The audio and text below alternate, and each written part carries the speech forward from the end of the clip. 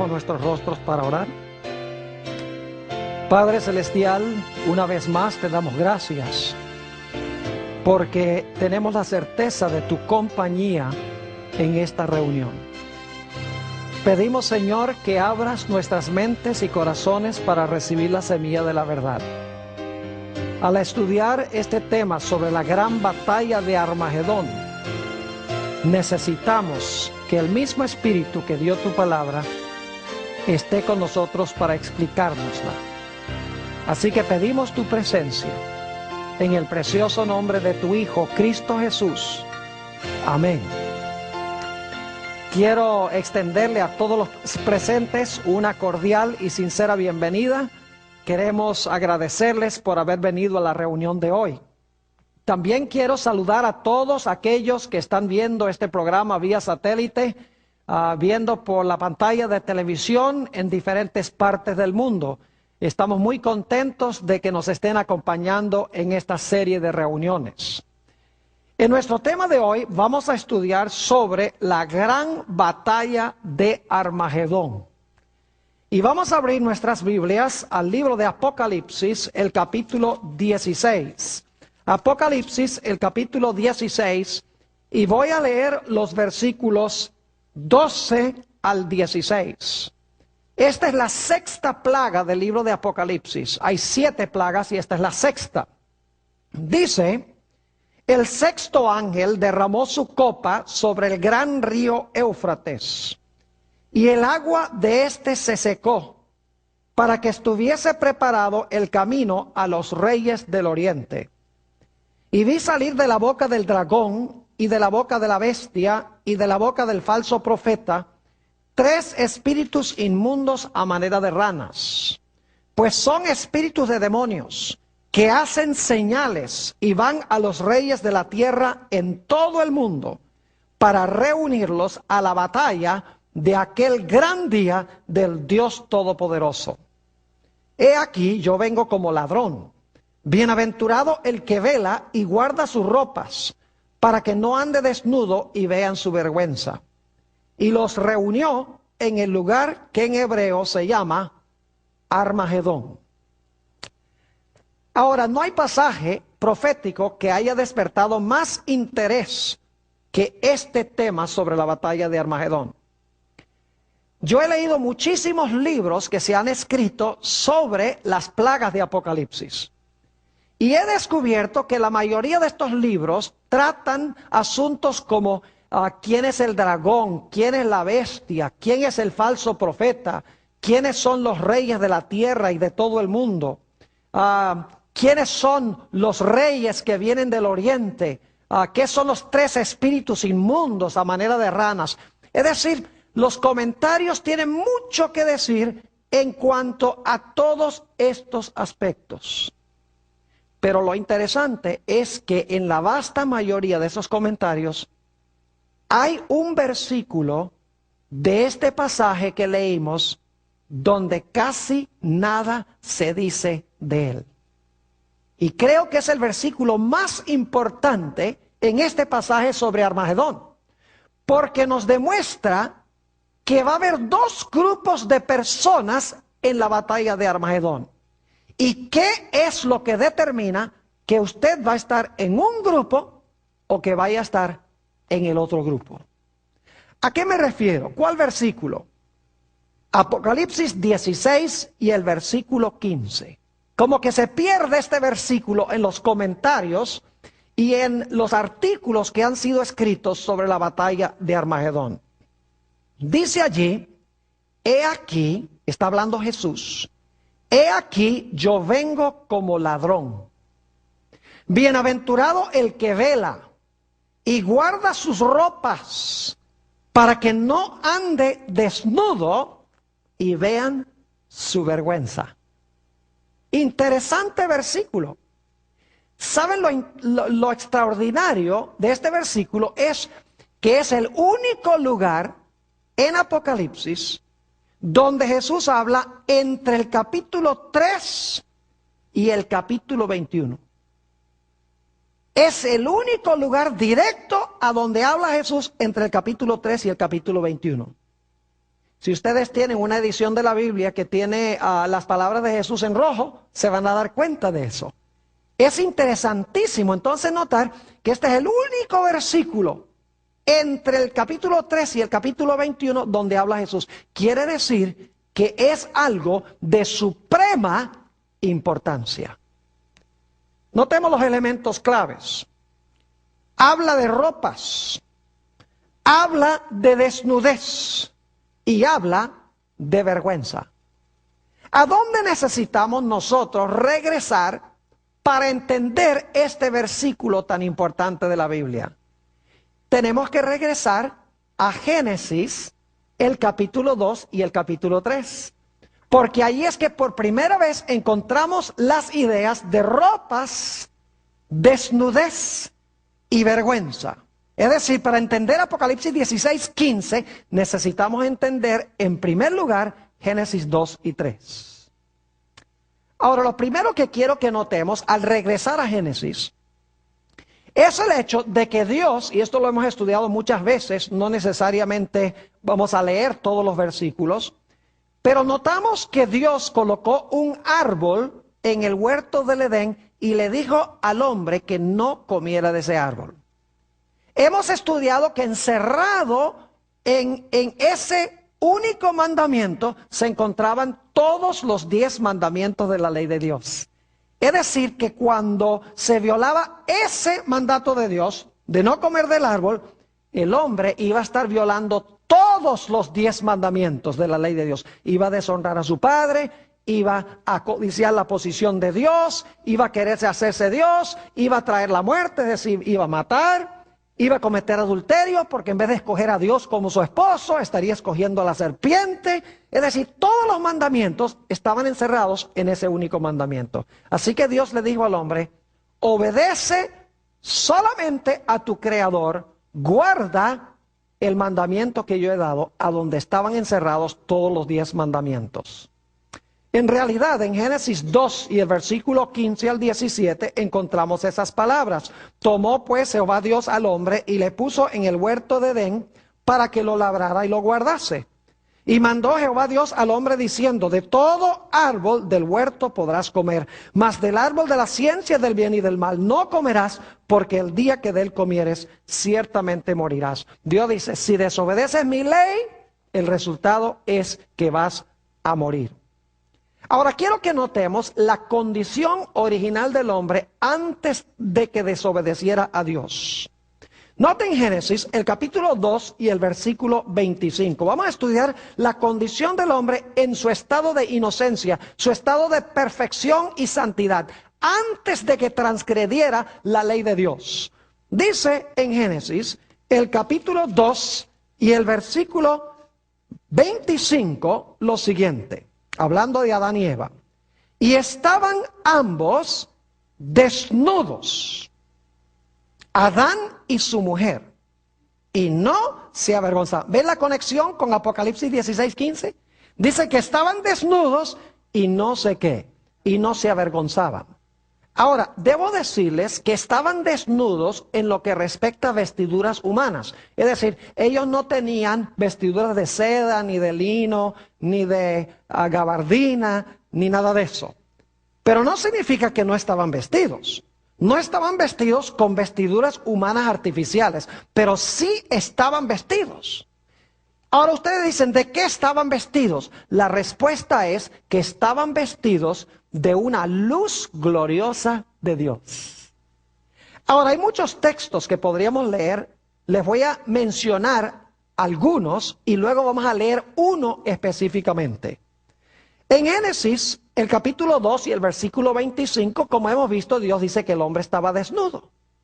Pero lo interesante es que en el Salmo 8 y el versículo 5 y 6, se nos dice que cuando Dios hizo al hombre, lo cubrió o lo coronó de gloria y de lustre. Es decir, Dios coronó al hombre con gloria, con la gloriosa luz de Dios. Por eso dice que cuando el hombre pecó, quedó destituido ¿de qué? De la gloria de Dios.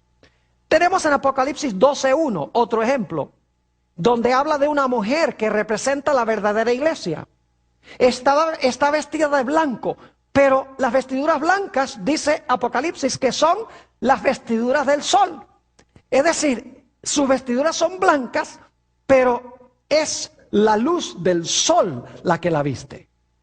En Mateo 17 y el versículo 3 y 4 encontramos la transfiguración de Jesús. Y dice que los mantos de Jesús le brillaban como la luz del sol.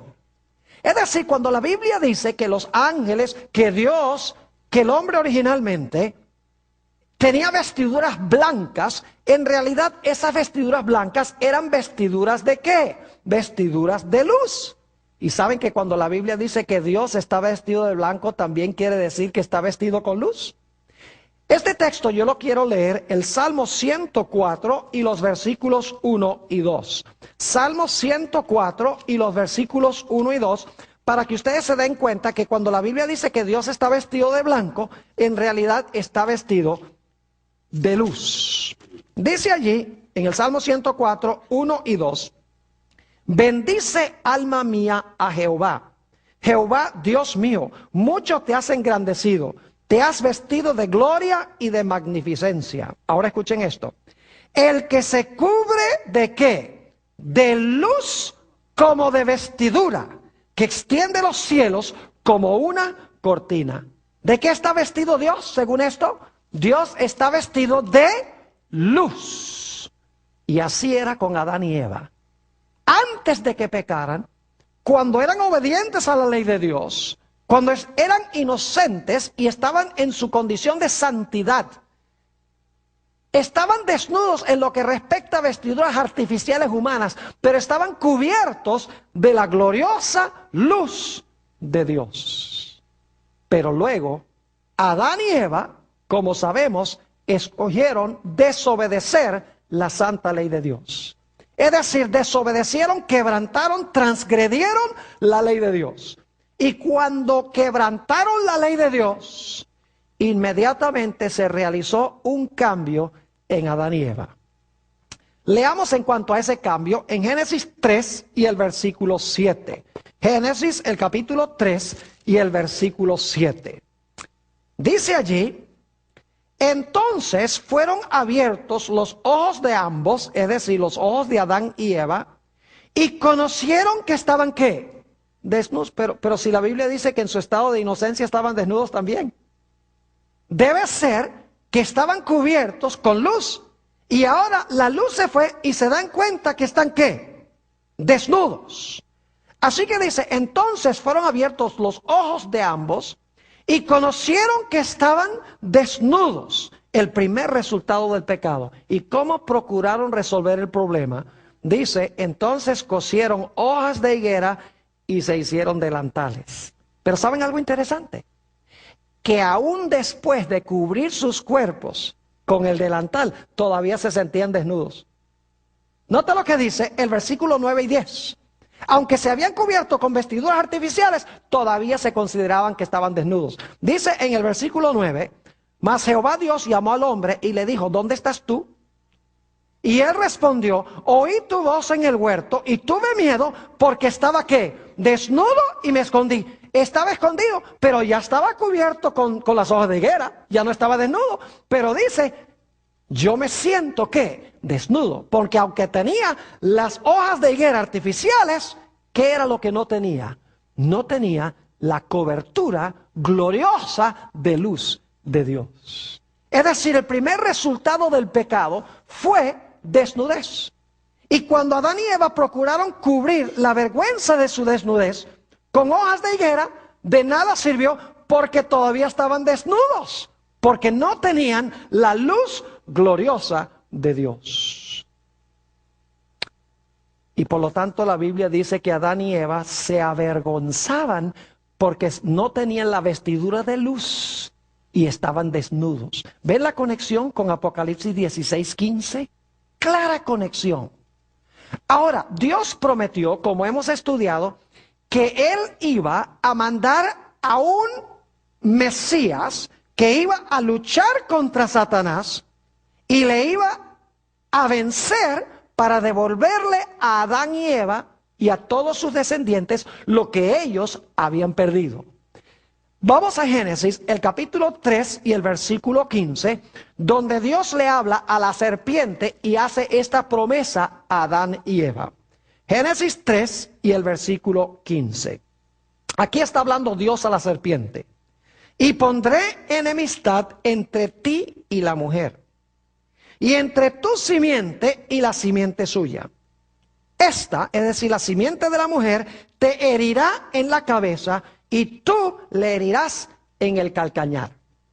4 elementos claves en este versículo. En primer lugar, dice que hay una mujer. En segundo lugar, dice que hay una serpiente. En tercer lugar, hay enemistad.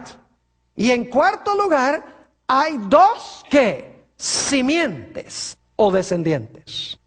4 elementos: una mujer, una serpiente, enemistad y 2 simientes. Y lo que Dios le está diciendo a Satanás es: tú le has quitado la envoltura de luz al hombre, tú le has quitado todo lo que yo le di, pero yo te quiero decir que yo voy a mandar al mundo a un libertador. Ese libertador te va a hacer la guerra. En el proceso de la guerra tú lo vas a herir, le vas a herir el calcañar, pero te va a salir caro porque él te va a aplastar la cabeza. Dios estaba prometiendo la venida del Mesías. Ahora, la pregunta clave es: ¿cómo es que esta simiente le iba a aplastar la cabeza a Satanás? ¿Cómo iba a restaurar al hombre a la condición en la cual se encontraba originalmente, donde no se iba a sentir desnudo? ¿Cómo iba Dios a cubrir la desnudez del hombre, que era el resultado de la transgresión y de la desobediencia a la ley de Dios? ¿Cómo iba a hacerlo Dios? Bueno, el mismo libro de Génesis nos tiene la respuesta. Génesis, el capítulo 3 y el versículo 21. Génesis 3, 21. Fíjense que ellos se habían tapado con hojas de higuera, pero ahora Dios va a cubrir la vergüenza de su desnudez con otra cosa. Dice en el versículo 21 de Génesis 3: y Jehová Dios hizo al hombre y a su mujer, ¿qué cosa? Túnicas de pieles, y los vistió. Es decir, Dios les quitó las hojas de higuera y los cubrió con pieles de animales. Ahora yo pregunto, ¿qué tenía que suceder para conseguir la piel del animal? El animal tenía que ser sacrificado. Y fíjese que dice pieles, plural, porque eran 2 pecadores. 2 corderos probablemente fueron sacrificados. Y fíjense 2 características del cordero. El cordero tenía que ser sin mancha ni mácula. Y luego ese cordero sin mancha y sin mácula tenía que ser sacrificado por el pecado en lugar del pecador. Eso representaba el hecho de que el Mesías que iba a venir iba a ser un cordero perfecto, porque iba a vivir una vida perfecta. Y luego Jesús, el Cordero de Dios, iba a morir pagando la deuda que tenemos nosotros. Es decir, Jesús iba a vivir la vida perfecta que exige la ley y que yo no le puedo dar a la ley. Y Jesús iba a sufrir la muerte que exige la ley contra el pecador, para que yo no tenga que sufrir esa muerte. Y el resultado es que Jesús, por su vida perfecta y por su muerte perfecta por el pecado, iba a cubrir la vergüenza de nuestra desnudez. Dios estaba mostrando cómo lo iba a hacer. Le digo a Satanás, te voy a aplastar la cabeza. ¿Y sabes cómo lo voy a hacer? Mandando una simiente. ¿Y sabes qué va a hacer esa simiente? Va a vivir una vida perfecta, que la ley le exige al hombre, la va a vivir en lugar del hombre. Y la muerte que el hombre debe sufrir, él la va a sufrir en lugar del hombre. Y de esa manera, el hombre, la desnudez del hombre, nuevamente va a hacer que la desnudez del hombre va a ser nuevamente cubierta. Qué linda promesa esta, ¿verdad que sí? Ahora necesitamos ir a una historia que encontramos en Génesis, el capítulo 4. Ustedes estarán diciendo, ¿qué tiene esto que ver con Armagedón? Está bien, tiene uno las ropas, y tiene uno la desnudez, y tiene uno la vergüenza, pero ¿cómo conecta uno esto de Génesis con Apocalipsis 16? A eso vamos a ir. Tenemos la historia en Génesis el capítulo 4 de Caín y Abel. ¿Saben ustedes que esta es la primera ilustración en la historia de Génesis 3:15? Porque en esta historia tenemos los mismos elementos que en Génesis 3:15. Tenemos una mujer que es Eva. Tenemos enemistad entre dos hermanos. Tenemos una serpiente, porque en 1 de Juan 3:12 dice, no como Caín, que era del maligno. Es decir, Caín estaba obrando en nombre del maligno. Y tenemos en esta historia dos simientes que están enemistados. Es decir, los mismos 4 elementos de Génesis 3 y el versículo 15. Y en realidad tenemos aquí la primera batalla de Armagedón de la historia. Vayan conmigo a Génesis, el capítulo 4, y vamos a analizar esta historia punto por punto. Génesis 4 y el versículo 1 y también el versículo 2. Yo quiero preguntarles, ¿ustedes creen que Caín y Abel sabían que era necesario sacrificar animales? ¿Que eso representaba la venida del Mesías? ¿Creen ustedes que ellos lo sabían?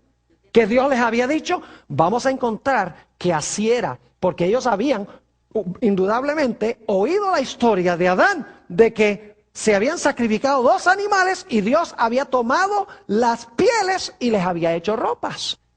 Y que Dios les había explicado que eso significaba que el Mesías iba a venir a morir por los pecados de ellos.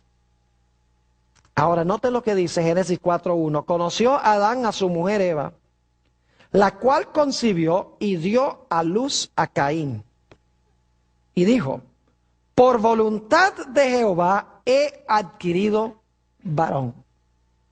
Nace Caín, el mayor de los 2. Indudablemente Adán y Eva pensaban que había la posibilidad de que este fuera el Mesías prometido, nacido de la mujer. Pero no fue el único hijo. Noten el versículo 2. Después dio a luz a su hermano Abel. Y Abel fue pastor de ovejas y Caín fue labrador ¿de qué? Fue labrador de la tierra. Pronto se empieza a ver que estos 2 jóvenes, aunque nacieron de la misma madre, en realidad son 2 simientes distintas. En realidad Abel es la simiente de la mujer por su carácter. Mientras que Caín refleja el carácter ¿de quién? De la serpiente. Porque en 1 de Juan 3:12 que dice que Caín era del maligno. Es decir, estos 2 jóvenes empiezan a manifestar 2 diferentes caracteres.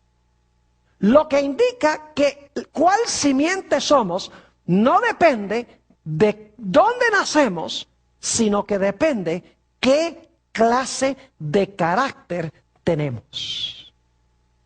No es dónde nacemos, ni de quién nacemos, ni cómo nacemos, sino qué escogemos hacer con nuestra vida, lo que determina de quién somos simiente. Entonces nacen estos 2 muchachos. Y dice que uno cuidaba ovejas, que era Abel, y el otro era labrador de la tierra. Volvamos a Génesis 4 y vamos a mirar el versículo 3. Y aconteció andando el tiempo, ahora escuchen esto, que Caín trajo del fruto de la tierra una ofrenda ¿a quién? Una ofrenda a Jehová. Yo pregunto, ¿es eso lo que Dios había pedido? ¿Qué había pedido Dios? Dios había pedido que se trajese un ¿qué? Un animal. Que se sacrificase el animal. ¿Estaba Caín desobedeciendo a Jehová? Claro que sí. ¿Estaba adorando a Jehová como él quería en vez de adorar a Jehová como Dios había mandado?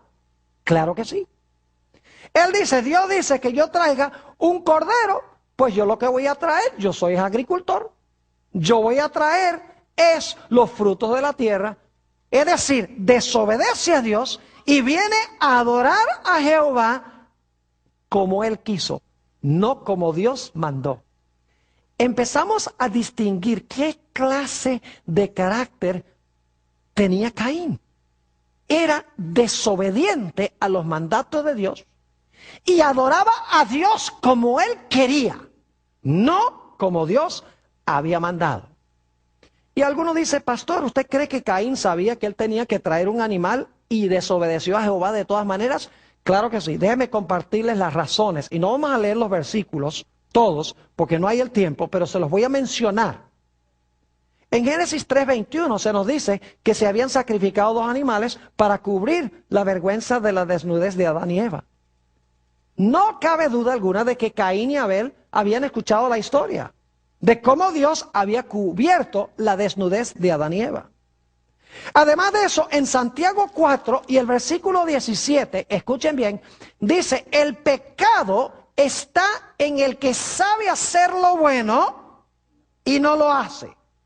Santiago 4:17, el pecado está en el que sabe hacer lo bueno y no lo hace. Ahora yo pregunto, ¿Caín pecó? Note lo que dice en Génesis 4 y el versículo 7. Génesis el capítulo 4 y el versículo 7.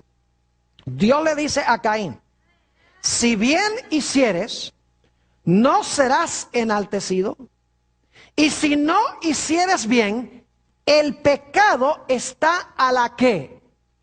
A la puerta. ¿Qué es el pecado? Transgresión de la ley. Pero el pecado también está en el que sabe hacer lo bueno y no lo hace.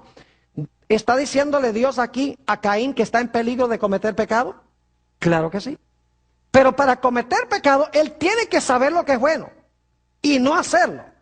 Porque una de las definiciones del pecado es el que sabe hacer lo bueno y ¿qué? Y no lo hace. Ahora, algunos eruditos dicen que Dios no aceptó el sacrificio de Caín porque Caín tenía una mala actitud. No era el sacrificio en sí, sino que era una mala actitud de Caín. Eso no es lo que dice la Biblia.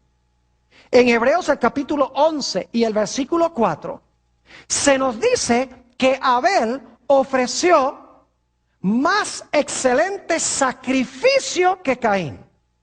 ¿Están escuchando lo que dije? No era su actitud, era el sacrificio que trajo, que era superior. Hebreos 11 y el versículo 4. Además de eso, ya vimos en Génesis 4:7 que Dios le dice a Caín, si tú haces bien, tú vas a recibir bendición. Pero si tú haces mal, el pecado está a la puerta. Noten que el problema de Caín no era su actitud, sino el actuar mal o el hacer mal. Porque Dios dice, si tú haces mal, el pecado está a la puerta. No tenía que ver con la actitud mala de Caín, sino que tenía que ver con sus acciones. La acción de traer lo que Dios no había mandado y adorar a Dios como él quería. Además de eso, en 1 de Juan 3:12 se nos dice claramente, en 1 de Juan, el capítulo 3 y el versículo 12, se nos dice claramente que las acciones de Caín eran malas. Dice allí, no como Caín, que era del maligno y mató a su hermano. ¿Y por qué causa le mató? Ahora escuchen esto. Porque sus obras eran ¿qué? Malas y las de su hermano justas. ¿Era la actitud de Caín la que era mala? No, eran sus ¿qué? Sus actos los que eran malos. Dios había pedido ¿qué cosa? Dios había pedido el sacrificio de un animal y Caín a sabiendas desobedece lo que Dios ha revelado y viene y adora a Dios, no como Dios ha mandado, sino como él ¿qué? Como él quiso. Ahora quiero que noten un par de detalles muy interesantes en Génesis 4 y el versículo 4. Génesis 4 y el versículo 4. Leamos el 3 para el contexto. Dice, y aconteció andando el tiempo que Caín trajo del fruto de la tierra una ofrenda a Jehová. Y ahora escuchen esto. Y Abel trajo también de los primogénitos de sus ovejas, de lo más gordo de ellas, o como dicen algunas versiones, trajo también su grasa. Ahora, ¿por qué es importante eso? Trajo los primogénitos y ofreció la grasa. ¿Cómo sabía Abel que debía ofrecer los primogénitos y que debía quemar la grasa en el altar si Dios no se lo reveló? ¿Sabe usted que más adelante, en el sistema de sacrificio de Israel, Dios mandó a traer los primogénitos y mandó a quemar la grasa en el altar? Es decir, Abel sabía, Dios había mandado que era lo que había que traer. Si ustedes quieren textos para eso, Levítico 27:26, en el sistema de sacrificios, dice que Israel tenía que traer los primogénitos para sacrificar. Y en Levítico 4:26 dice que se tenía que presentar para consumir la grasa delante de Jehová. Y además de eso, en Hebreos, el capítulo 9 y el versículo 22, dice que sin derramamiento de sangre no hay ¿qué? No hay remisión de pecados. 3 problemas entonces que tenía Caín. Número 1, Caín rechazó a Jesús, porque rechazó ofrecer el sacrificio. En segundo lugar, desobedeció el mandato explícito de Dios. Y en tercer lugar, adoró a Dios, pero le adoró no como Dios mandó, sino como Él quiso. ¿Están captando algo interesante? Ahora, yo quiero preguntarles, tanto Caín como Abel profesaron seguir a Dios. ¿Eran religiosos los dos? Claro que sí. La Biblia dice que eran hermanos. Es decir, esta era una batalla entre hermanos, que es muy importante. Yo pregunto, ¿los dos eran religiosos? ¿Cómo no? ¿Los dos levantaron un altar? Claro que sí. ¿Los dos trajeron una ofrenda? ¿Los dos profesaban ser religiosos y adorar a Jehová? ¿Cómo no? ¿Dónde radicaba la diferencia entre Caín y Abel? Muy sencillo. Abel obedeció el mandato de Dios y adoró como Dios dijo. Dios dijo, trae un animal, y Abel trajo el animal. Pero Caín desobedeció el mandato explícito de Dios y adoró a Dios no como Dios mandó, sino como Él quería. ¿Será posible que en los últimos días esas van a ser las características que van a distinguir a los dos grupos en el planeta Tierra? ¿Será que al final de la historia va a haber también dos grupos de personas religiosas que profesan adorar a Jehová, que son hermanos, pero que un grupo obedece a Dios y adora a Dios como Dios mandó, mientras que el otro grupo desobedece el mandato explícito de Dios y adora a Dios como quiere? Más adelante en el tema vamos a hablar un poco más de eso. Ahora, note lo que dice el capítulo 4 nuevamente y el versículo 4, la última parte. Dice en la última parte del versículo 4, y miró Jehová con agrado a Abel y a su ofrenda. Ahora, ¿cómo fue que Dios demostró que Él aceptaba la ofrenda de Abel? El texto no lo dice.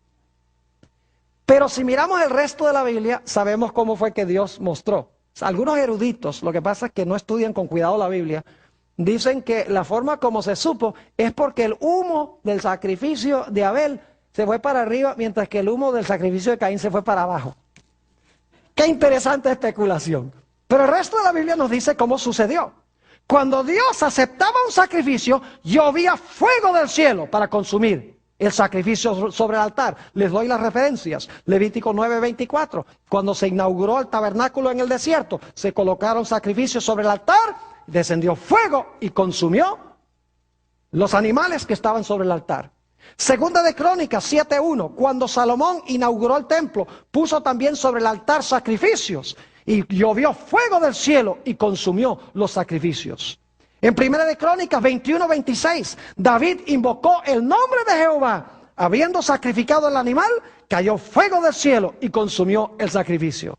Y ustedes saben que en los días de Elías sacrificó varios animales, los colocó sobre el altar. Primera de Reyes 18, 37 y 38. Y dice que Dios aceptó el sacrificio, lloviendo, ¿qué cosa? Fuego del cielo para consumir el sacrificio. Es decir, Dios sobre el sacrificio del obediente mandó fuego que consumió el sacrificio. Y el sacrificio de Caín, ni una chispa.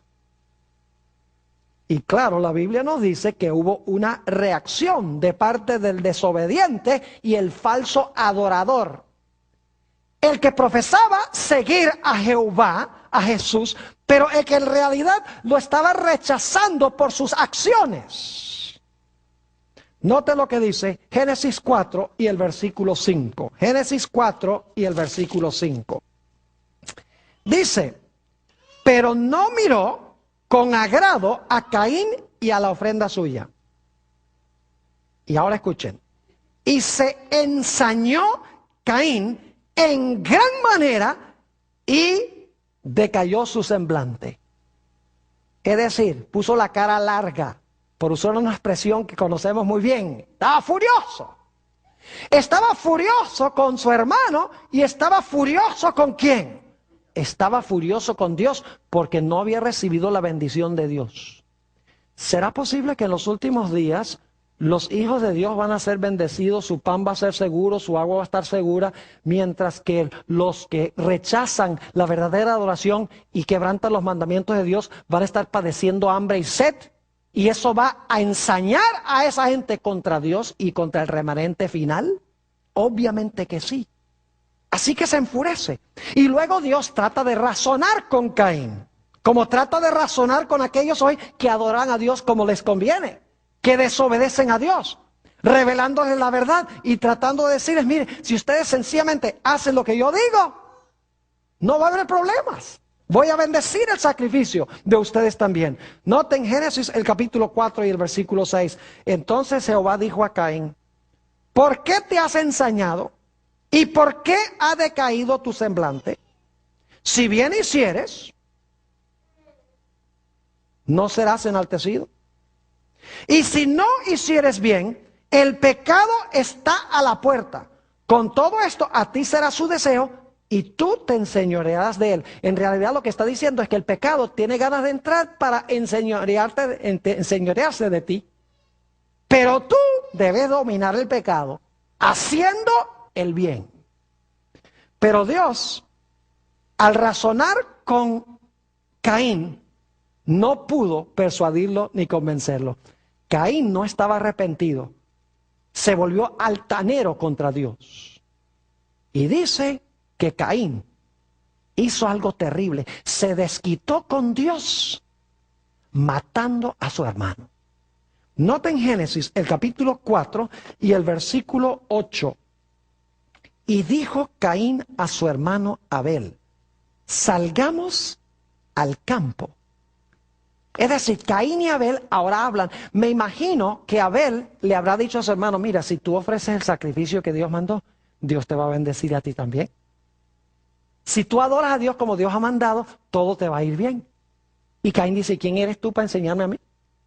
Si yo soy tu hermano mayor, tú tienes que escuchar en lo que yo digo. Yo no tengo que escucharte a ti. Y dice ahí en Génesis, el capítulo 4 y el versículo 8, que algo terrible sucedió. Y dijo Caín a su hermano Abel, salgamos al campo. Y aconteció que estando ellos en el campo, Caín se levantó contra su hermano Abel. ¿Y qué hizo? Y le mató. Un hermano matando al otro hermano. El obediente que adoraba a Dios como Dios mandó, siendo muerto por el desobediente que adoró a Dios como él quiso. Están viendo que el punto de contención aquí es ¿qué cosa? Es adoración. Es la obediencia o desobediencia a los mandamientos de Dios. Nada tiene que ver con el petróleo del Medio Oriente. Nada tiene que ver con árabes contra judíos. Yo pregunto, ¿hay árabes buenos y malos? ¿Y hay judíos malos y buenos también? Entonces, si usted dice que la guerra final entre árabes y judíos, usted está diciendo que es una guerra de buenos y malos contra buenos y malos. La Biblia indica que la primera batalla fue una batalla entre dos diferentes caracteres. Uno obediente que adoró como Dios mandó y el otro desobediente que adoró como él quiso, no como Dios mandó. ¿Están entendiendo lo que estoy diciendo? Es decir, que la batalla tenía que ver con obediencia y desobediencia. Y escuchen bien, Es interesante que 7 veces ahí en Génesis 4 se usa la palabra hermano para describir la relación entre Caín y Abel. Note lo que dice en Génesis, el capítulo 4 y el versículo 9 y 10. 4, 9 y 10. Dice allí, y Jehová dijo a Caín, ¿dónde está Abel tu hermano? Y él respondió, no sé. ¿Soy yo acaso guarda de mi hermano? Altanero, ¿verdad? No estaba arrepentido de haber matado a su hermano. Versículo 10. Y él le dijo, ¿qué has hecho? Ahora escuchen bien. La voz de la sangre de tu hermano clama a mí ¿desde dónde? Clama a mí desde la tierra. Ahora, ¿qué significa eso? Que la voz de la sangre de tu hermano clama a mí desde la tierra. Yo pregunto, ¿se había cometido una gran injusticia? ¿Quién era el bueno aquí? ¿Caín era el bueno o Abel era el bueno? Abel era el bueno. Y sin embargo, el bueno muere y el malo vive. ¿Era necesario rectificar esta situación? Claro que sí. ¿Era necesario que se le hiciera justicia? Sí, lo que está diciendo esto es que la sangre de Abel estaba clamando a Dios para que se le hiciera ¿qué cosa? Para que se le hiciera justicia. Porque se había cometido una gran injusticia. El obediente y verdadero adorador fue matado por el desobediente y el falso adorador. Pregunto, ¿será que eso se va a repetir al final de la historia otra vez? Oh, claro que sí. Ahora, note lo que dice Génesis, el capítulo 4 y el versículo 11. Génesis 4 y el versículo 11.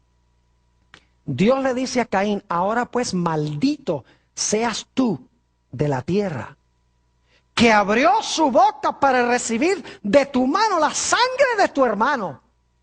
Y luego el versículo 15 nos dice que Dios hace algo especial con Caín. Dice, y le respondió Jehová, ciertamente cualquiera que matare a Caín 7 veces será castigado. Entonces Jehová puso señal en Caín para que no lo matase cualquiera que lo hallara.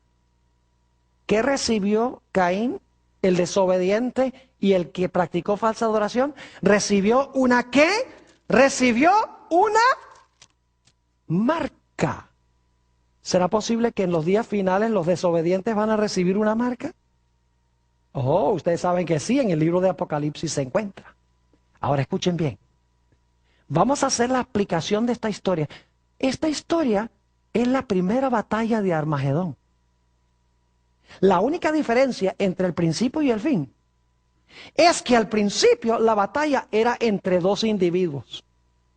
Mientras que al final de la historia va a ser entre 2 grupos de alcance mundial. Un grupo tendrá el carácter de Abel y el otro grupo tendrá el carácter de ¿quién? De Caín. Un grupo adorará a Dios como Dios mandó, un grupo adorará a Dios como Dios ha mandado, el otro grupo va a desobedecer los mandatos explícitos de Dios y va a adorar a Dios, no como Dios mandó, sino como ellos quieren. Esos son los 2 grupos.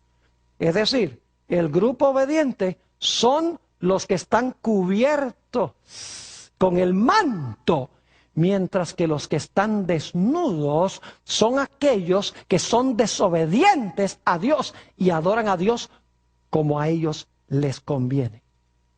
¿Saben ustedes que en el libro de Apocalipsis hay interesantes contrastes? Por ejemplo, en Apocalipsis tenemos 2 trinidades. Yo no sé si ustedes sabían eso. Hay 2 trinidades. Está el Padre, el Hijo y el Espíritu Santo en el capítulo 1 y luego está el dragón, la bestia y el falso profeta. Es decir, en Apocalipsis hay 2 trinidades que representan los 2 lados. En Apocalipsis también hay 3 ángeles en cada lado. Porque en el lado de Satanás dice que sale de la boca del dragón y la bestia y el falso profeta 3 espíritus inmundos a manera de ranas. Y los espíritus inmundos son ángeles caídos. Pero Dios también tiene 3 ángeles. Se vieron 3 ángeles volar por en medio del cielo, según Apocalipsis el capítulo 14. El propósito de los mensajes de los 3 ángeles de Dios es reunir a toda la raza humana en el lado de Dios. El propósito de los 3 espíritus a manera de ranas, según Apocalipsis 16, 14, es reunir a toda la tierra en rebelión contra Dios. Es interesante notar también que en Apocalipsis hay 2 marcas.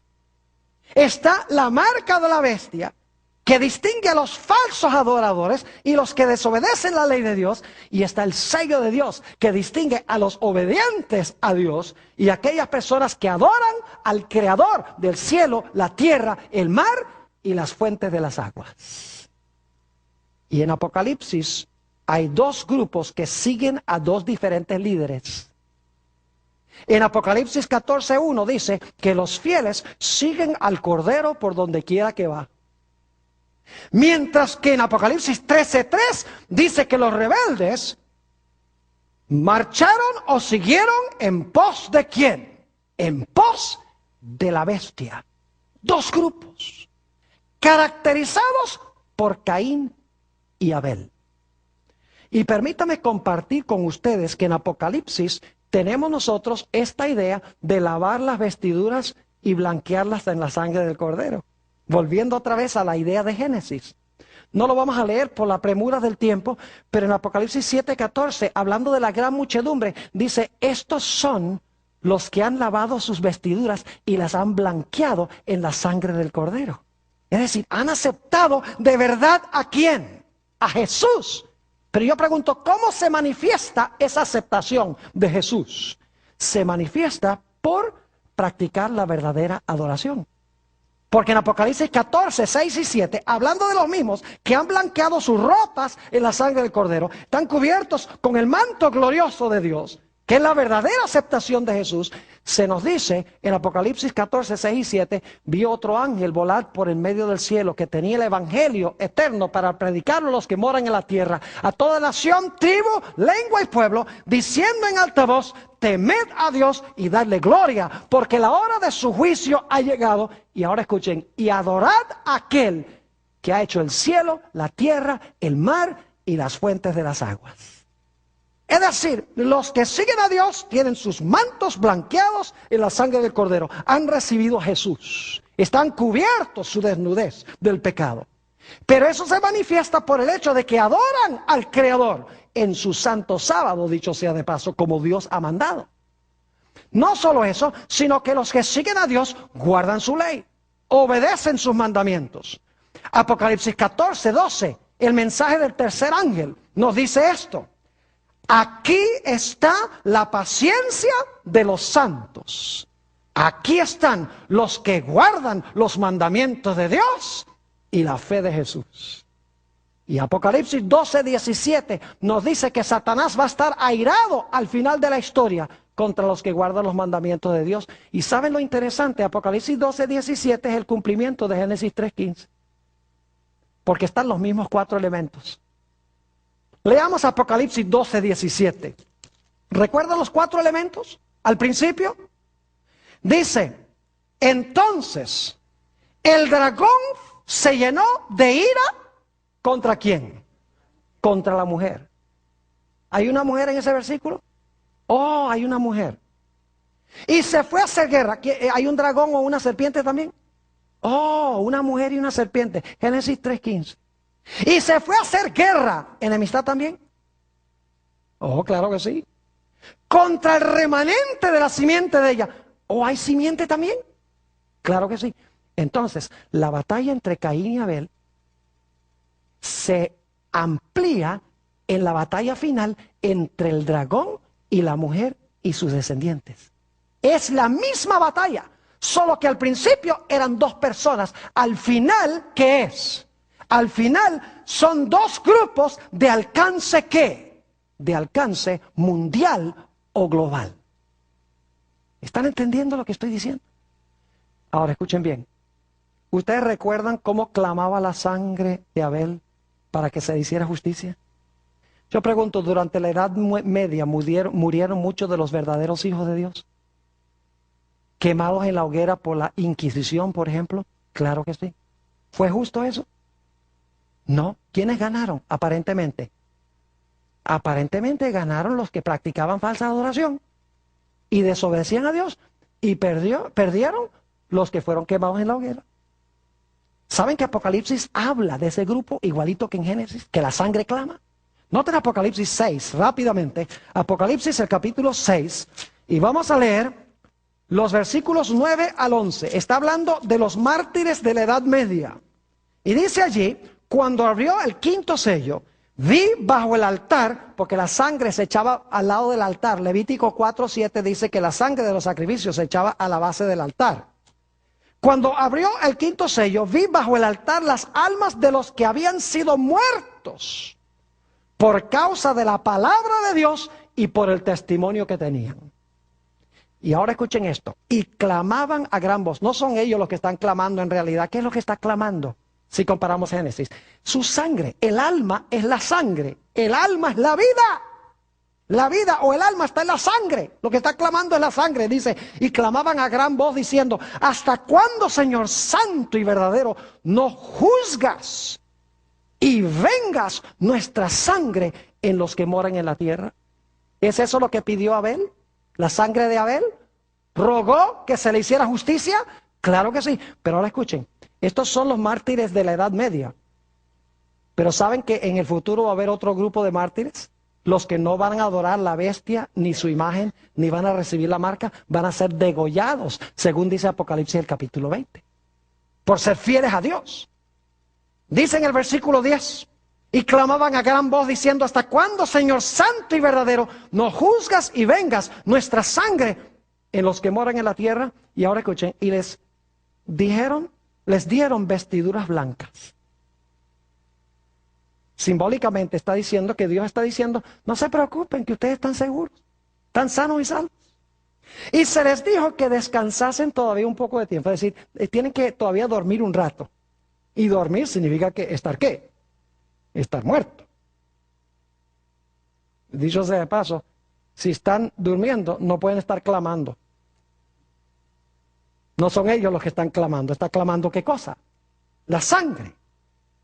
Y se les dieron vestiduras blancas y se les dijo que descansasen todavía un poco de tiempo hasta que ahora escuchen, hasta que se completara el número de sus consiervos y sus hermanos, que también habían de ser muertos como ellos. Es decir, ese grupo de mártires se dice: descansen, ustedes están seguros, tienen sus vestiduras blancas, dice, pero en el futuro va a haber otro grupo. Cuando se complete el grupo de los mártires, entonces voy a vengar la sangre de todos ustedes a la misma vez. Y la Biblia enseña que se va a hacer resucitándolos ¿de qué? Resucitándolos de los muertos. Quiero preguntarles, ¿será que los rebeldes al final de la historia también van a recibir una marca? Claro, todo esto es coincidencia, ¿verdad? Ustedes saben que no es coincidencia. Génesis es la mejor forma de explicar la batalla de Armagedón, sobre qué se está peleando. Ahora escuchen. El libro de Apocalipsis dice que sobre los rebeldes que adoran a la bestia y no a Dios, pero aunque profesan adorar a Dios. Los que quebrantan los mandamientos de Dios, en vez de guardar los mandamientos de Dios, van a recibir ¿qué cosa? Van a recibir la marca de la bestia. Y algunos dicen: ay, pero pastor, la marca que se le dio a Caín era una marca de protección, que no lo podían matar. En cambio, la marca de la bestia no es una marca de protección, sí lo es. Porque dice en la Biblia que cualquiera que tiene la marca de la bestia, no lo van a matar. Los que no reciben la marca de la bestia, puede ser que los vayan a matar. Pero ¿sabe lo que es interesante? No importa que lo maten a uno en esta vida. No interesa. Porque en realidad Dios dice: yo te voy a resucitar de los muertos por haber sido fiel. Así que cuidado con recibir la marca de la bestia, que es lo mismo que la marca de Caín. ¿Me están entendiendo lo que estoy diciendo? Ahora, escuchen bien. Tenemos ya que llegar a la conclusión de lo que estamos hablando. ¿Será que al final de la historia la gran batalla va a ser entre dos grupos que profesan adorar a Dios? La Biblia enseña eso. Escuchen bien. ¿Saben ustedes que a través de la historia los peores enemigos del pueblo de Dios son otros que se dicen pueblo de Dios? Por ejemplo, Caín profesaba servir a Dios y mató a su propio hermano. Yo pregunto, ¿quiénes eran los peores enemigos de los profetas en el Antiguo Testamento? Oh, los filisteos y los babilonios. No, señor, ¿quiénes? Oh, el mismo pueblo a quienes eran enviados, que estaban en apostasía. ¿Quién acabó con la vida de Jesús? Oh, los romanos odiaban a Jesús. Los romanos no odiaban a Jesús. ¿Quién odiaba a Jesús? El mismo pueblo que vino a salvar. Yo pregunto, ¿quién atacó a la iglesia verdadera durante los 1260 años? Fue una iglesia que profesaba ser ¿qué? Cristiana. Y en los últimos días, escuchen bien, se nos dice en San Juan, el capítulo 16 y el versículo 1 y 2, y vamos a leer eso, será nuestro último texto, San Juan 16 y el versículo 1 y 2. Nos dice Jesús, está hablando a sus discípulos, pero también a nosotros, lo siguiente: estas cosas os he hablado para que no tengáis tropiezo. Os expulsarán de las sinagogas, que son iglesias, y aún viene la hora cuando cualquiera que os mate pensará que rinde servicio a Dios, que le están haciendo un favor a Dios. Mis hermanos y mis hermanas, apreciadas visitas, asegurémonos de estar en el lado de Dios.